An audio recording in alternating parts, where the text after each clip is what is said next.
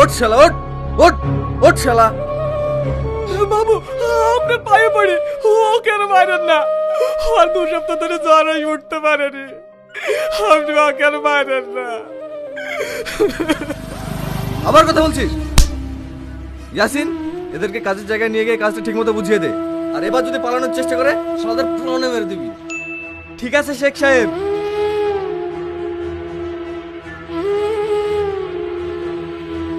বাঁচতে যাস তো কোনো কথা বলিসনি।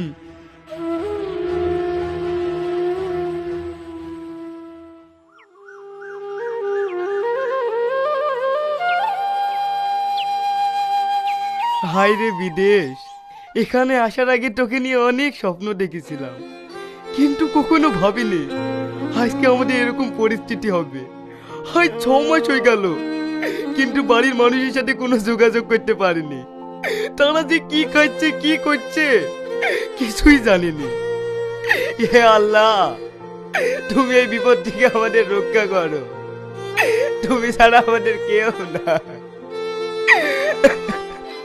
আর কাঁদিস নে ভাই, এটা আমাদের কপালে ছিল, আর আমরা যেভাবে বাঁচবো কখনো ভাবতে পারিনি। আমিও বাড়িতে অসুস্থ পড়ে গিয়েছি, তার যখন কি অবস্থা আমি কিছুই জানতে পারছি না।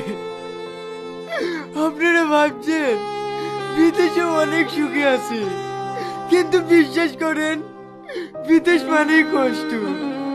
আজ 15 দিন হয়ে গেল, দিনে একবার করে খেয়ে বেঁচে আছি। এই শরীর আর চলছে না, কিন্তু উপায় নেই, কাজ তো করতে হবে।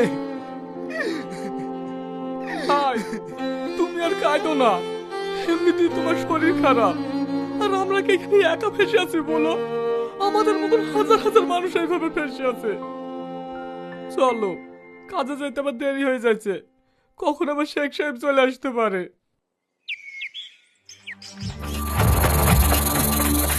এই ভাই, এই গাছটার খেজুরগুলা কিভাবে পারবো বল দিনি? গাছের উপরে একটু শুধু সাপ।